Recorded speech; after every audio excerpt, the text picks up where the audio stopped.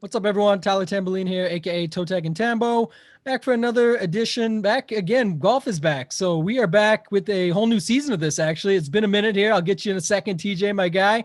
Excited to be back with you. But yeah, we've been doing the show last season. We did it. It's a PGA review show. We're going to go through using RotoGrinders Resultsdb. I use this personally. I know TJ does as well. Show you what our process looks like as far as going through, reviewing the tournaments, what won, who are some of the better players that we know out there playing PGA DFS and what they're doing for strategy and whatnot. And we can sort of see what we can glean from that and go with it. But yeah, as I mentioned earlier, back with my guy, TJL5124, Mr. TJ Laessig. What's happening, TJ? How you doing, man? Tambo, it's great to be back. Good to have PGA back. Good to have this show back. Excited to dive in. I feel like we just got a taste this weekend with the small field, no cut event, but it was great to have golf back. I know it was a shorter break than usual. Only had a couple of weeks off, but excited to get this next calendar year of PGA action back into play. Yeah, I love digging into it with you, man. That's, like you said, it's sort of an exhibition warm-up round that we got there at the TOC, but awesome finish. We got a playoff, just like they had there last year. Last year it was JT Xander Reed. This year it came down to English and Neiman, and there was some stuff there. If you guys follow along the stuff I'm doing, the Fantasy Golf Degenerates podcast with Mr. Kenny Kim, you guys will want to check that out tonight. We'll go through all of that stuff. It's a free podcast here, hosted and presented by RotoGrinders. You guys can check that out. As far as the tools that we're using today, we'll go through with Resultsdb. If you guys don't already have a RotoGrinders premium membership, you'll want to sign up, get yourself $10 off the first month, be able to get into all of this stuff and see what we're going through and what we're doing and what we're looking for. When you hear the stuff with Kenny and I, we'll go more into on the podcast, some review stuff, maybe some controversies and little things and whatnot, maybe the Tiger doc, all that sort of stuff. So definitely tune in for that. Little plug, got that in. Now, TJ, what was the first week like for you? How did you go about it as far as, what did you put into play? Don't have to give dollar amounts. Just like, did you go a little lighter? And sort of what was your strategy going in and how did it pan out? Yeah, I would say I went a little lighter, just getting back into things. I feel like in these smaller field events too, especially this field, I didn't think that there was going to be too much chalk consolidating. And I think we, for the most part, saw that ownership was pretty spread out across the board. And for me at the top, it was really hard to go wrong, right? Like DJ, JT, Rom, Xander. I know Xander had the COVID thing that maybe that was a slight knock on him, but it's hard to say anything bad about any of those plays, right? So for me, it was about narrowing down those guys in the mid-range or in the bottom range. Ryan Palmer was someone I was super high on, which worked out nicely. But then I ended up with some Kevin Na, who was doing pretty well until Sunday. Na and Kokrak really had tough Sundays for me, which took it from like a pretty solid week to more of a break-even week. So, but it was good to be back and just fun to see golf on that. I'll tell you what, Harris English is really like, are people going to start giving this guy credit? I feel like he's someone who every week people like say it's not sustainable or that, I just think Harris English is making his way into being a really, obviously not top tier golfer, but he's making a case. He's putting in tons of performances and has been doing it for a full year at this point plus. Yeah, it was interesting. I was seeing, just doing my morning research on a Monday, checking some things out. I saw, leading up to it, he'd had like 11 top 10s or something coming in, which was up there with guys like JT and Rom. So again, right in the mix of the upper echelon top tier golfers in the entire world. And Kenny and I talked about it on the podcast, a couple months back. We even had a titled podcast, "Is Harris English the New Webb Simpson?" Meaning Webb Simpson sort of still underrated to that group of guys who we just mentioned, Bryson, Rom, DJ, JT, those types, Rory, etc. Don't want to forget guys, but there's lots of them out there. But he's sort of one down, if you will, to most people's record books or thoughts or process when they're going through and building. But then you look at a guy like English, like you said, who's just really come around. So good for him. A lot of emotion. It's tough, man. No wins. I think it was his first win in 7 years. And just he's been playing on exemption after exemption, like to try and like get his, like he'd make enough in a year to move it over and the points and whatnot. But it was always didn't have the full 2 years and everything that comes with a win. So it was nice to see him get that.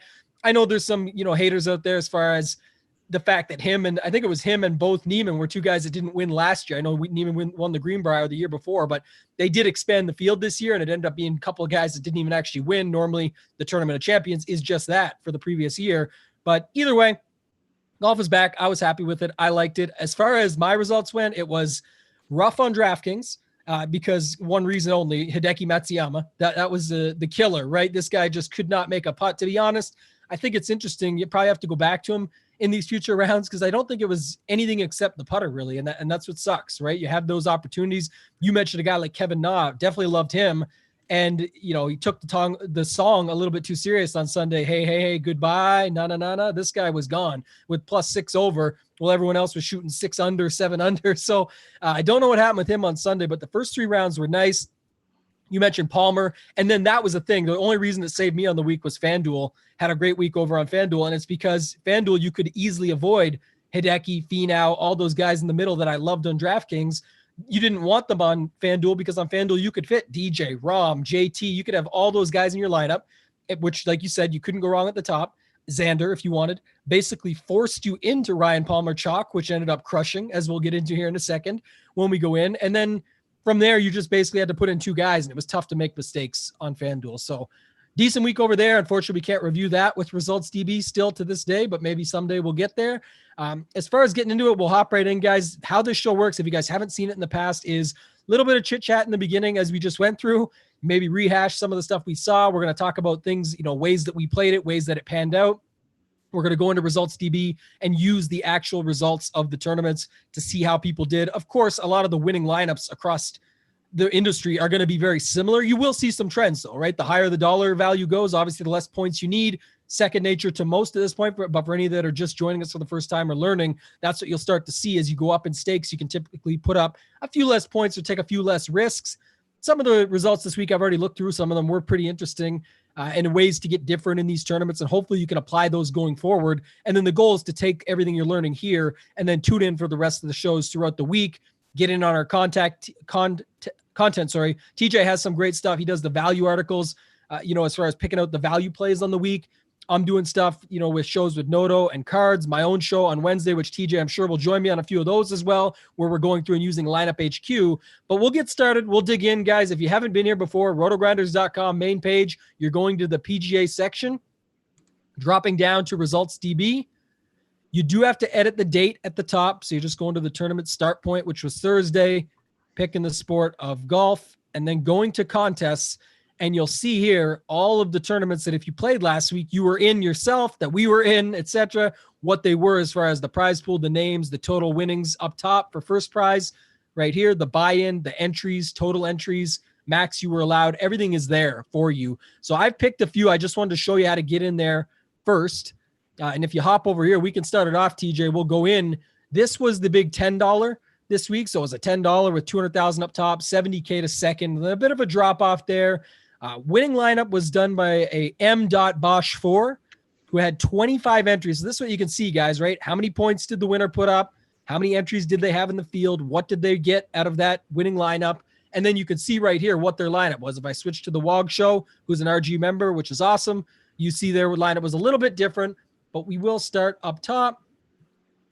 TJ, I got here Justin Thomas, Morikawa, Harris English, Neiman, Palmer, Thompson.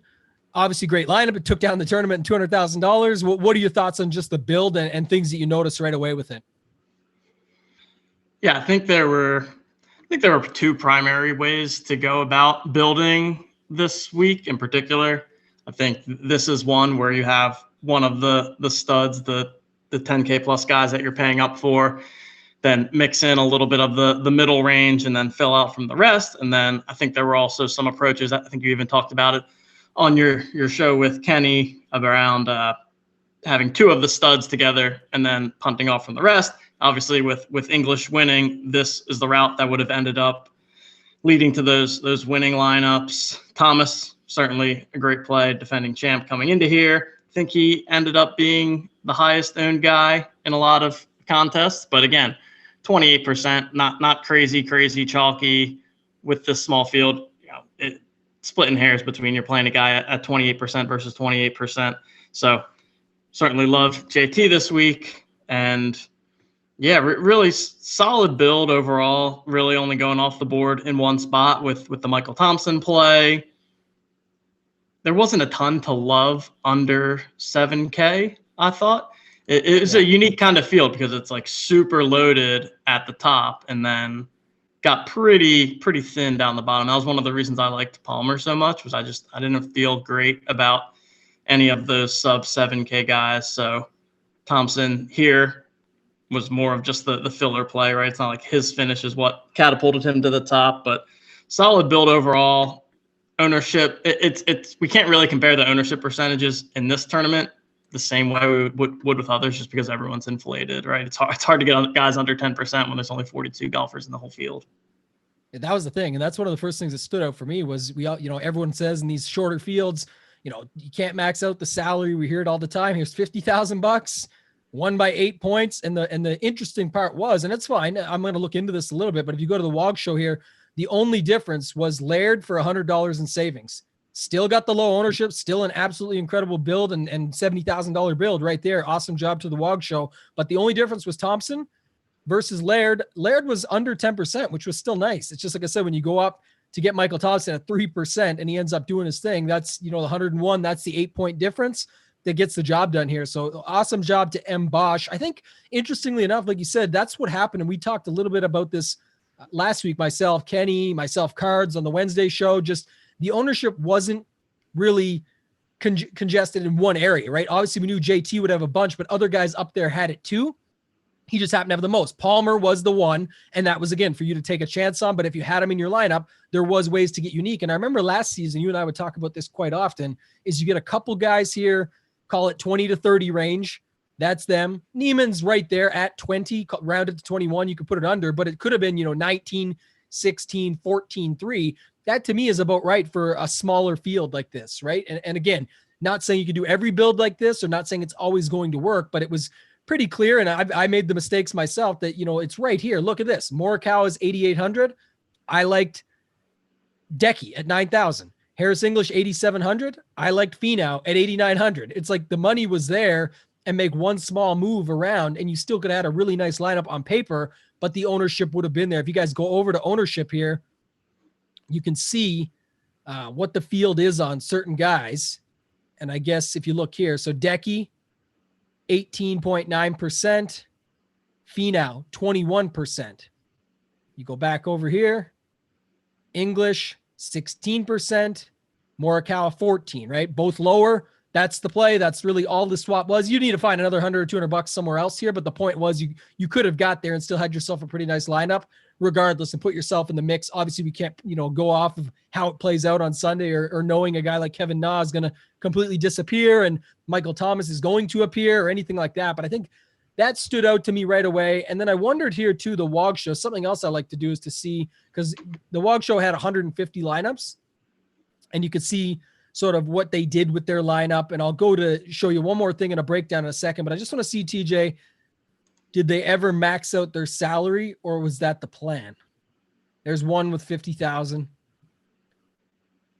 but a couple in there. It looks like for the most part, the goal was to stay under 50,000. And I like that, right? For a tournament like this, how do you get unique? What's the one way to get different? We know that, 40%, 50% of lineups sometimes are using this $50,000 threshold. And then you can go here over as well and click on the WOG show and just see their exposure. So this is the second thing you'll want to do here, right? Obviously they had a great week. You'll want to look at clicking it like this to see what their actual ownerships were versus the field. Anything here that stands out to you, TJ, or stuff you want to comment as far as their actual ownership goes? I know they didn't win the tournament, but they had 150. I'd like looking at their pool just to see, to show others how they're doing it. And you can obviously apply this in the $5 or in anything that you're playing 150 of, the quarter arcade, whatever it might be. Anything that stands out here to you at first glance with their entire player pool.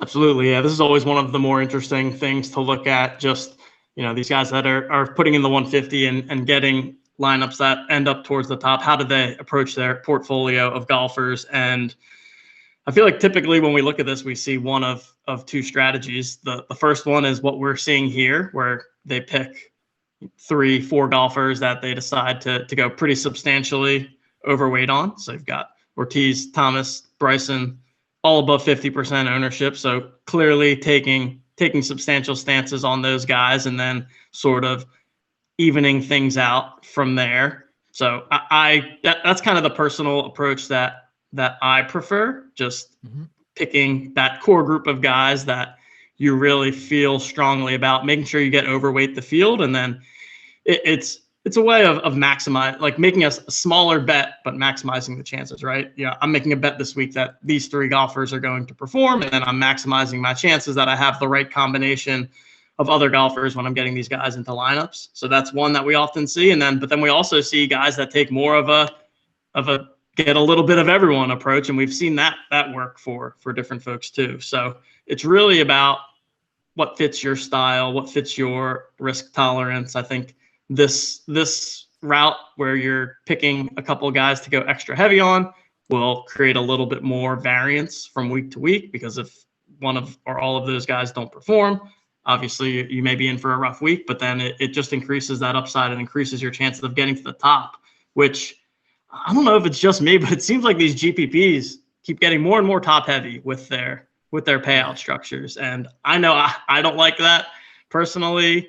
I used to like playing some of these higher dollar ones, but the payouts are just ridiculous now that it's just not worth it. So, but with that in mind, you really, if you're going to be MMEing and going to be entering these tournaments, you really have to be targeting that number 1 spot, because so much of the prize pool just comes in that top, literally number 1 position. Yeah, we only love these top heavy structures if we win first, TJ. Then you've got the gap from first to second is massive, and you get to take away that extra coin. So I think, you made a good point, and it's also build accordingly, right? You know the type of tournament you're in. The challenge is, though, is everyone says, well, what's that mean then? What's the right way? And I always say that, for me, it's 2-pronged, because it's up to you. Again, it's risk versus reward. Obviously, if you go very heavy and overweight on a core group of guys, I think that's been what we've seen more success with. But at the same time, if you're wrong, you're wrong, and it can be very wrong, and that means your whole week is over. And then you just have to eat up the variance and say, okay, that could happen 5, 6, 7, 8 weeks, even more in a row. But then when it hits, you're going to have all of these outs to the top, because you're really you're condensed into one area and one core, that then you'll have all the 2v2s off of it, where you're able to get there and hopefully have the right one that gets to the top, or maybe even get lucky and go 1, 2, 3 in one of these top heavy tournaments or something. We've seen that in the past, and that's a great payday, right? That's a life-changing payday beyond just the first place prize already was. Now you're tacking on a bunch more, maybe to cover the taxes for some or whatever it might be. That's still, every little bit counts. I think the thing is here, I like this pool a lot, because if you look at it, and I chose the wrong guys in this range, but JT, Bryson, English, Xander are the 4 realistically, in my opinion, the core. I know that you're saying, well, what about Ortiz? He's the highest owned. Yes. But at the same time, I really, I can't speak for the WOG show, but I'm just looking in and trying to analyze from what I see. They're kind of like me. Cards and I talked about this specifically, Ryan Palmer on the Wednesday show, and said, like, man, I know he's a good play, but we just hate that ownership in a tournament like this. You have to kind of make a stand. And if you want to just go a little bit overweight, you can do that still. And then I think but we said, if you do that, we'd like for you to pick somebody else that you're taking a bigger stand on. And that's exactly what the WOG show did. They said, look, I'm not going to go away from this guy completely, because he could do it. And with 150 lineups, I've got enough room to diversify, be able to be in the mix and not go too crazy, and just build accordingly in my Ryan Palmer builds. But I'm also going to take a stand on a guy like Carlos Ortiz, who I believe was $100 more, $7,100, that you could get after, take a huge 3-1 stance on. And then what that allowed, just going back here for a second, is you get a lineup where if Palmer hits, it's with a lower owned layered, sort of a mid-range, build that stands out, that ends up getting there. But I think, and we'll have to see, I'll just go through a few here quick. And maybe he didn't. Obviously, it wouldn't have worked out well. We probably have to go down further because it's Ortiz. But yeah, right here, this is what I wanted to show, is it gives you enough outs to still be able to get some of them where you have those 2 together. So you're still building. Look, some people use the rules, and I've shown this on the Wednesday Lineup HQ show, where you may separate those 2, because you're looking at Ortiz as the pivot. But when you take the stance that they did, you're allowing to still have some of them together, whether you build those in sets where you say, okay, I only want 20 where they're together, and then I still want 60% Ortiz, but I want to make sure it's off of Palmer, so that if the Palmer chalk busts, I've still got lineups that have outs to the top. You've got that setup built in there. So I think that was a good approach. Congrats to the WOG show. Congrats to, of course, the winner, Bosch 4. So, that's good to see. Obviously, as we move along, a lot of what we're going to see is going to be the same guys. You guys know who did well in the tournament. You know who scored the fantasy points. It's not about that now. We want to show you some of the other stuff, but moving up, this is the $44, right? So, this is where you go up. You get a much smaller field. It's 4,800 versus 69,000. If you look here, the winning score was 788. Go up and buy in, the score goes to 775. So you don't need quite as much. Interestingly enough, Nerdy Tenor, another member, RG member, congrats to them for taking this down for 50,000. It was the much more top-heavy payout structure here when you look at it, 50,000 for first. But you look, nobody else anywhere, down to 38th, Jake Evans, another really great player. JBC, obviously this guy's a crusher. You got guys down there that they've got 150 in, but nobody else up here really had it. Tinky Tyler, another great player that we see often in these tournaments, right there in the mix. Nerdy Tenor, though, check this out. So it's same JT, English, Neiman, Palmer, but now you get a different approach here, right? Now you've got 3 7K guys and no 6K guys, which I like right out of the gate. What are your first thoughts here when you look at it, TJ? Again, some of the same guys, but just give me what you've got. Yep, I like that as well. I think that Sergio and Horschel were both really nice pivot plays in that mid-range. I didn't expect them to have a ton of ownership. That obviously came through as well. You're getting Sergio at 7%, Billy Horschel at 12%. So same kind of construction there. But yeah, it really goes to also what we were just talking about before, right? If you were somehow to get onto that core of JT, English, and Neiman, and then you mix and match who the other 3 guys are within those lineups, there's a ton of different ways to fill that out, whether you're going more balanced with all 7K plus here, which, like you said, I like because I didn't really love the sub 7K range. So really nice build here. I think it's a great combination of players with a ton of win equity as well as some pretty good ownership too. I think another thing that jumps out at me as I look at the leaderboard here on the left is obviously in these smaller fields, we talk about overlap and the potential of having duplicate lineups. So you can see the second and third place lineups ended up being dupes. So that just stands out to me too. And you can see it's lineups that, again, I'm sure they're plenty happy with their $12,500 scores, but you can see you get into a little bit of a dangerous situation. You put together a chalkier lineup, use all 50K of the salary cap. Now, being duped 3 times isn't the worst thing in the world, but as we get into these smaller fields in the future, I think that's always something to keep in mind, and leaving even just $100 of salary on the table, like you mentioned earlier, can really make the difference between being unique and having 2 or 3 other people with the same lineup as you. Yeah, and I mean, a 50,000 straight lineup won it again here with Nerdy Tenor, but I think, like you mentioned, it's the difference in the build. And we, again, Cards and I just talked about this last week. Last season, we spent ample amounts of time on it, going through that. If you're going to max the salary, you need to decrease the max ownership, because at the same, look here, 7.66 and 12% and 14%. Like, this is not a heavy overall ownership. Versus when you go to again, not mad. The optimal lineup can be a maxed out one with the huge chalk setup. It's only a smaller field. I get it. I've been there. Actually, last year at the TOC, I had that. I had a chalky optimal that ended up taking it down, and I chopped this club twirl up 2 ways last season with a lineup much like this. And these guys almost did it right here with 3 of them. 1 build, T Mangan 60, 2 builds, Matic Crick. They just put it together and said, look, this is the best lineup. I'm rolling it, and this is what's going to happen. And if you look, it's JT, English. We talked about guys in the top 10. Palmer, who we knew, and Lanto were probably the better chalk value plays.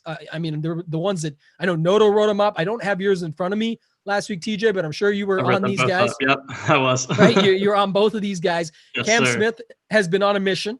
And then Neiman was a chalk play for a reason. Again, it almost won the thing. He was one of my favorite bets of the week at 40-1 and came up short in the playoff, didn't hedge, just let it roll. So that sucks for week 1 for me, but I'll talk more about that on the podcast with Kenny tonight. I think that's just, the way it goes sometimes. But again, back to the build, it was pretty straightforward. You put it together, and on a week like this with a shorter field is what it is. To only chop it up 3 times is solid.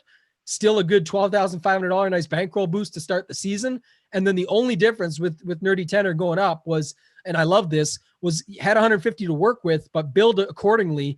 and don't have all your builds the same way everyone else is doing them. Meaning, there were 0 6K guys. I think almost, I don't have the numbers in front of me, but the majority of the field was using at least one 6K golfer this week. And you can tell by the ownerships, right? Everyone was in the mix. Michael Thompson was the low owned there. There was some others, but at 3%, I heard people talk about Streb coming off the win. Werenski, can he get it going with the irons? All these guys that people were using down at the bottom, the Lairds, we saw it, right? Lanto, Nah, everyone that we've mentioned throughout. So I think that was a nice part about this build. If you go over here and just look at their player pool, Nerdy Tenor, that, obviously playing 150 lineups in this tournament, has a nice little bankroll to work with.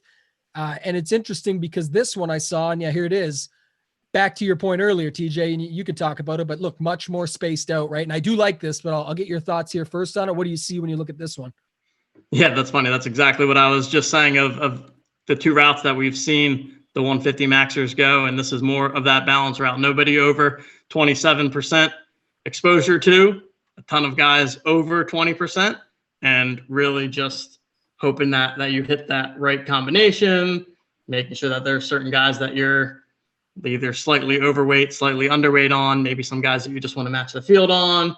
But yeah, it's very interesting to see. And again, both methods can obviously work. You've got two guys that took different approaches to their 150 lineup portfolio, and both of them found their way to the top of the leaderboard. So yeah, that's funny that this is how this one worked out too. Yeah, I really like this. And I think it's just a thought process that goes through my head, just to click it back for a second here, is if we go back to the $10, we talked about it, right? Look how top heavy, look how many people in the field. The approach of the WOG show to me is smart. Like I really like that approach of, in this tournament, it is kind of all or nothing, because how else do you expect to beat 69? That, I just had it a couple weeks ago, crazy enough, in LPGA. It was the same. I played just 20 lineups. I just wanted some action. I wanted to sweat. I said, look, I only know so many of these golfers anyway, from friends around the industry, people that follow it much better than I do. I've got some takes from them. I said, so I'm going to pick 3 or 4 golfers, go extremely overweight. I had like 70% of 3 golfers.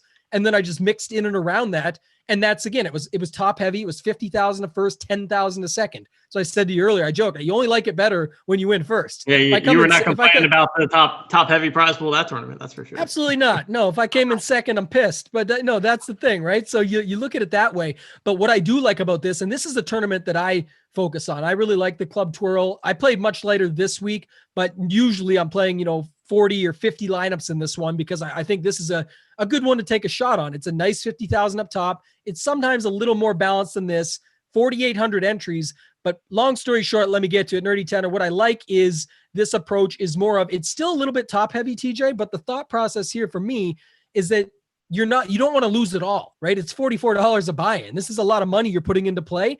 You can run a little bit more balanced portfolio. And I get some would say, well, you're playing a little bit scared then, but not to me, because one, it only takes one to get to the top, as they did.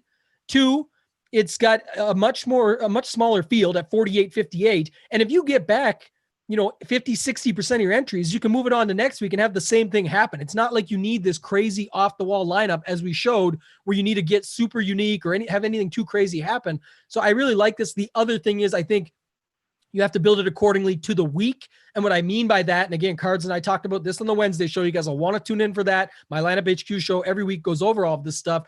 But I think the bigger thing we talked about was, because the ownership was so dispersed, right? Yes, you had Palmer and JT in this tournament up there, DJ a little bit, Finau, whatever. But this is not that much. There was no 40% owned golfer. There was no 40% owned value play. It was Palmer at 30, and you knew what to do. That was one guy you either made a decision on or not. The rest of it, though, look at all these guys from 20 down to 10. So you can see here, 22 is way over. 15 is over. 23 is over. 22 is over. Like, you can get overweight good enough amount and on a real number. When someone says they've got 33% of a guy on 3 max, I don't consider that over, and they're 10% owned. Like, yeah, you're overweight, but you, by virtue of having 3 lineups, of course you're overweight. This is a situation where Nerdy Tenor is actually overweight on some, underweight on the chalk, notice at the top, but still taking stands when you go and look at their full portfolio of guys like Kevin Na, pretty much almost 10% over. Kokrak, 5% over. Scheffler, love that stand. Didn't quite work out, but still, he put up 100. It was right there in the middle. Overweight on Neiman. And then, where's it at here? Let's see. Trying to see. Harris English. And just again, Harris English was the winner at 14, not overweight, just underweight, but matching the field was more than enough to still be in the mix and find a lineup that has Harris English in it to get the job done. So I definitely think that stands out to me. Don't need to really go through it too much further, but it just goes to show you there's more than one way, right? You want to get after it. But again, I like building accordingly to the tournament. And I think that's so important because noticing this has less of a field to be up against, not as many people putting 150 entries in. I don't mind the balanced portfolio. And then we'll do maybe one or two more here and then get you guys out of here. I think just looking at it, it's kind of interesting. The pressure putt, this is the $444 buy-in, TJ. Little bit more of the bankroll, definitely, takes a little bit more, but you could see sometimes taking a shot, it doesn't hurt you. Look at all the 1s, 2s, 5 and 15 are in the mix. Ponta 01, incredible player, always at the top in the PGA leaderboard. Same with Flavor Flav. So those are two players you definitely look at. Our very own Taylor, he's got his lineup right up there with just 2 in the mix. So I think that's a good one to look at. But the winner was our likes.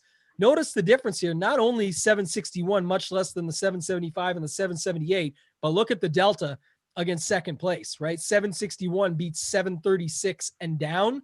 What stands out to you here with our likes, which is 2 lineups in the tournament and a 761 score with this lineup, TJ? Yeah, well, first thing that stands out is that they were able to win it without having Harris English, right? So that's that sticks out. 500 person field, that is possible. You can get away with that. Now you're probably never winning the 70,000 person tournament without having the winner. So again, that speaks to some of the smaller fields. You don't have to have the actual perfect lineup. You can get away with some different things there. And similar build structure though, right? Got JT, got 3 of the 8K guys in that middle range. There was a ton of solid value to be had there. I think this is the first time we saw Sanjay Im, who was another nice play right in that mid-range. And then 2 of the chalkier value guys that we've talked about in Palmer and Lanto Griffin. So overall, you may look at this ownership percentage and it looks like a chalkier lineup. But again, in the nature of a small field PGA event and a small field DraftKings tournament, those ownership are going to be inflated. And I'm not really surprised to see that. But yeah, overall though, you still got, it's just kind of our typical thing, but expanded a bit, right? You've got 2 guys over 30%, 2 guys in the 20s, and then 2 guys in the 10s, which everything just gets inflated in the smaller field. So I expect that this time next week, when we have a full field event coming now, we'll see some more contrarian plays making its way into the top lineups. And that's, just something to keep in mind. Yeah, we'll likely see going forward, like you said, an under 10% play within this lineup. But I think to your point, 30-30, 20-20, teen. That's the idea of what we're normally talking about is 20-20, which is over that, teen, and then under for 10%, right? That's sort of the builds we're seeing take these things down. Here, whole different story. As you mentioned, I think 3 guys in the 8K with the 2 popular value plays going away from Matsuyama and Finau in here makes some sense. So that, you didn't want Matsuyama, Finau, Palmer, Griffin. That was already going to put you in a tougher spot. And then you would have sort of just fell on the chalk. You couldn't go wrong at the top, as you mentioned earlier, but you would have just fell into a little bit chalkier build. I thought, interestingly enough, too, no Harris English. And then our guy Taylor, he's got him. Even at 14%, just was not necessary the way it shook out here, right? And if you look at the builds, 3 8K guys, no 6s. We talked about this one. 3 8K guys, but avoiding the heavier chalk in Matsuyama and Finau and letting the chalk ride at the bottom. Different build style. Here, 1 9K guy, the 2 chalk guys, and then plugging in a couple offsets in Reed and Im made up enough for it, and then going with Xander to start your build versus the guys above him, right? Which was obviously a guy that had come second and first, could have won this thing back to back. He missed a 6-foot putt in the playoff last year with JT and Reed to get sort of off the hook as far as that was concerned. So those guys get, JT got off the hook because of that. So I think that was a nice build, but again, all nice builds here, all different. It just goes to show, but you don't have to do much, right? You got to be a little bit different. You got to think a little bit outside the box, 50,000 on this lineup, 49.8, 49.9. You can get there. Just the last thing I would say is, and we'll spend more time on this on future shows, but the satellite strategy we talked a lot about last year. Play some satellites to get a buy-in into this tournament. A lot of people focus way too much on the fact that The max is what, 15 this week? Yeah, it looks like it was 15 this week, and certain guys had it in, but 1 is more than enough. 2, 1, 2, 2, 1, 1, 1. These are all in there for big 5x plus returns. Two lineups got a $50,000 return on $888. So definitely don't be afraid to try and get into this thing. Yes, it takes a little bit of work to satellite in, but it's well worth your time once a week, or put your main single entry into like an $8 or $10 satellite, whatever it might be, to try and find your way into this, and could end up really boosting your bankroll up nicely. Anything else to comment on this one before we move on, TJ? No, I think that's a great point regarding the satellites, especially in new year, fresh start here.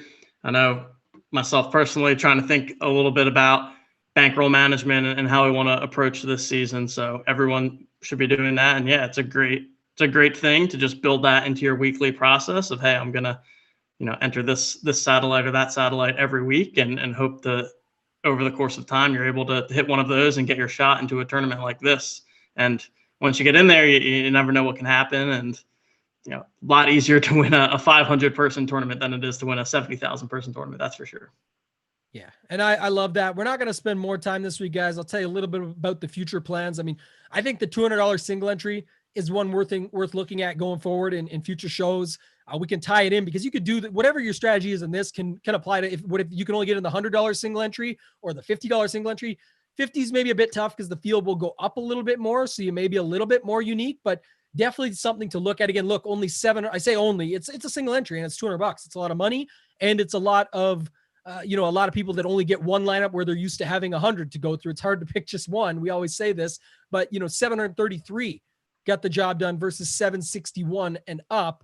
And then in the future, we'll even look at something like this. I know typically you'll play in these ones. I know I do from time to time as well. TJ, this is the $1,500 country club. Great tournament, 68 only. The field, this one was very top heavy, surprisingly. Yeah, that's what I was talking about. It's crazy that it's normally not like not even playable anymore. I think it's because it's such a small.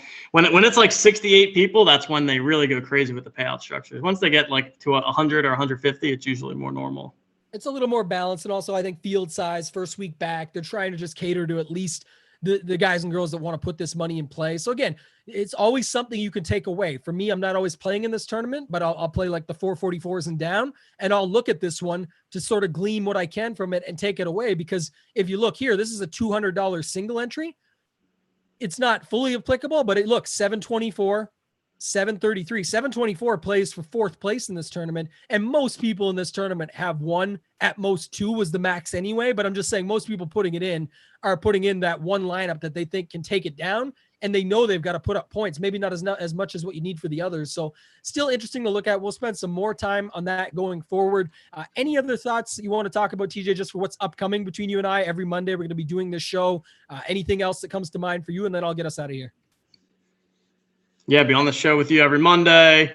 Be doing the value article, which will be coming out on Tuesdays every week. So check that out. Usually take a look at guys that are priced 7,500 and below on DraftKings. Try to put them into a couple different categories too. Give you 2 guys that I think are more for optimal cash type builds, 2 guys that are more contrarian GPP type plays, and then 2 punt plays that are under 7K, just to give everyone a little bit of variety.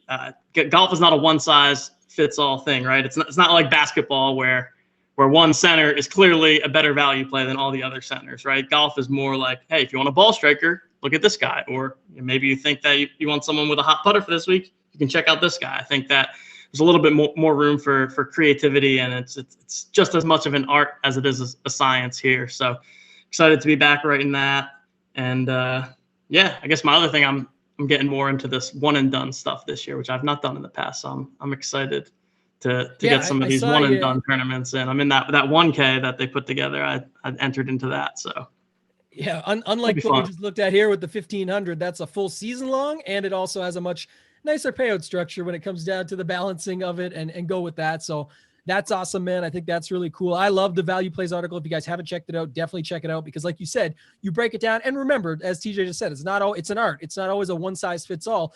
If you want to plug a contrarian GPP value in, that could be the difference maker, but not always is your under 10% guy a value play. Sometimes it could be a Billy Horschel at 7,600 like this, or it can be a Sung Jae Im. I'm not using this week, but other weeks where they're just stuck in the middle of some bigger names that they don't get the love, but we know they've got the ability and the upside where that can be your differentiator. You can check out all of our content over here on RotoGrinders for that. I look forward to the season with you, TJ. Excited to be back, man. This was a great first show back. Thank you guys for watching, all of the support. You can always leave comments in the section below. Let us know what you want to see more of. Let us know what you liked, hated, anything like that, and we'll work around it.